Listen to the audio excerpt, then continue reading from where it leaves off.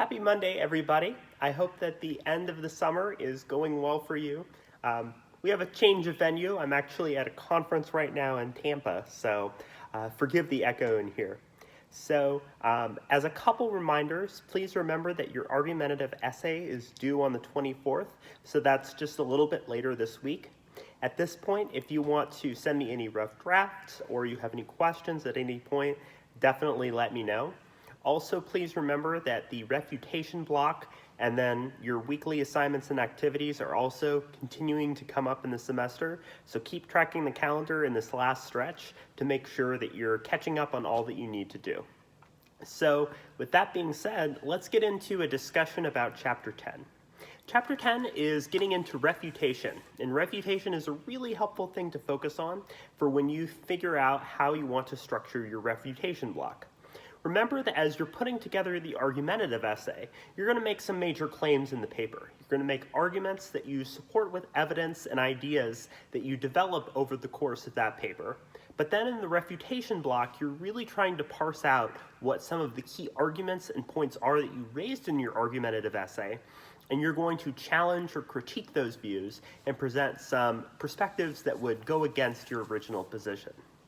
So when you think about what refutation is the process of answering or challenging an argument with another argument.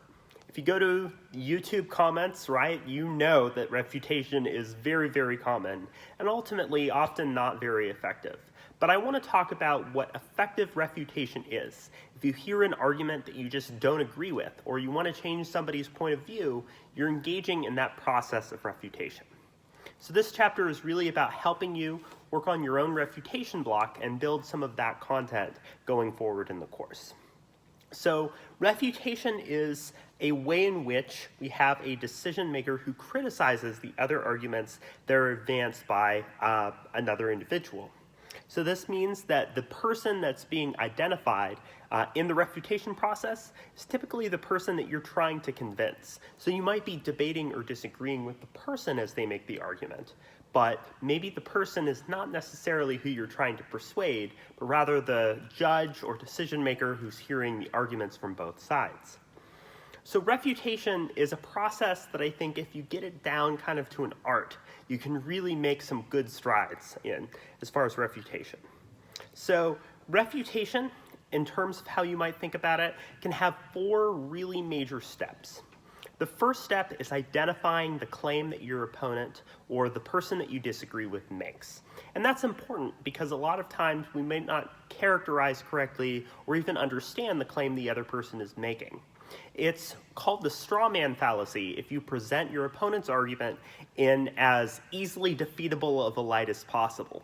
So for example, if I were to say that we should not raise the minimum wage, and then somebody said, well, my opponent says we hate poor people, that might not get at the actual argument that I'm trying to make and invoke the straw man fallacy. So you're going to want to make sure that you crystallize and clearly explain what the argument is that you're disagreeing with. That's step one. Step two is identifying your own counterclaim in response to the claim raised that you disagree with.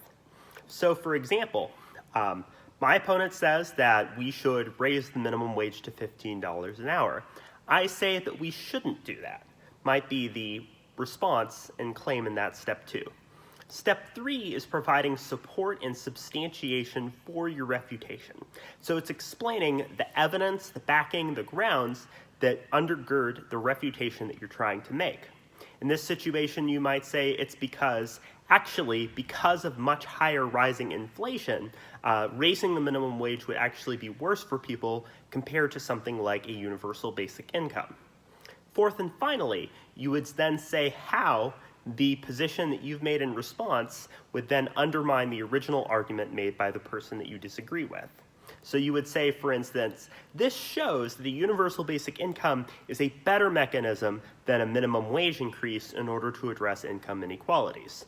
So those four steps: identify your opponent's claim, state your claim, state support for your claim, and show how that undermines your opponent's argument, are ways you can think about effective refutation as happening.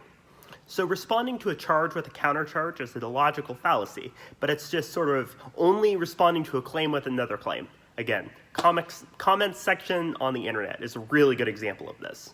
So to really get into good refutation, you're going to want to have support, research, and data that really helps to support the position that you try to take.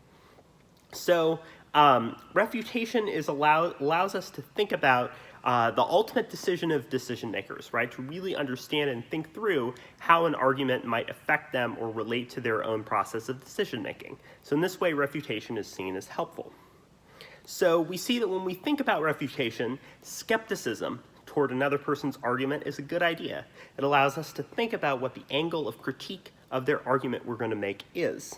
So it allows us to think about how the various perspectives of other people might be informed or misinformed as we're generating critiques of our opponents. We see this a lot of times in presidential debates, including the Senate debate that you saw as well. So you also have to create a framework for refutation. A framework you can kind of think about as like your glasses or your view of the overall argument. So a framework is the criteria that the judge or decision maker is using to make their decision. So if you say you should evaluate this framework in terms of best benefiting the economy, that's a way that you can understand and use refutation to your advantage. You also see that you should assess the argumentative situation. Who are the decision makers? What is the, why are people who are disagreeing with you making the argument that they are? What are the concerns that those decision makers have? Those are factors that can really go into helping you understand what types of arguments might work in different spheres. Additionally, you can think about canvassing alternative decisions. So in my previous example, I said that something like a universal basic income might be more effective than a minimum wage increase. So thinking about alternate decisions is a really good way that you can think about effective refutation. So you're going to want to have a really clear claim of fact, value, or policy that responds to the position that you disagree with. And you're going to want to defend and substantiate that position of criticism too. So as you think about what refutation looks like, it needs to have clear, persuasive support for the major claim that works in the context of the sphere and the decision makers. You need to think about why that argument is happening in that particular sphere and who they're trying to convince. You're going to want to think about various levels of concept. So a high concept argument is one that's sophisticated and gets to the root of the topic.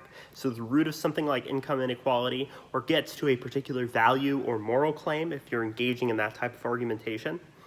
You want to think about really trying to avoid straight up sort of challenging your opponent's own personality or personal character. That would be an ad hominem, and instead get at these types of arguments. So you can challenge the opponent's credibility and suggest that they might not necessarily have the skills that are necessary to know about this topic.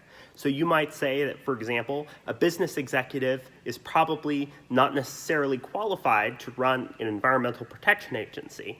So that's an argument you can make about credibility. You can also create stopping momentum. So that's a tactic where if somebody is really giving persuasive argumentation, you can sort of try to disrupt that persuasive argument by showing why that argument is flawed. You can also deny support and suggest, for instance, where is your source here? Or how are you backing up this claim? And if there are claims that just don't have good sources or aren't backed up well, that's a good angle that you can go to for your critique too. So refutation is something we see a lot. At its worst, it's arguing, but at its best, it's helping us understand and really think through the issues that we're talking about and trying to debate.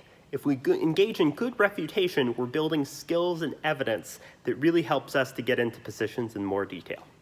That does it for us for this week. I hope that you have an awesome rest of your week.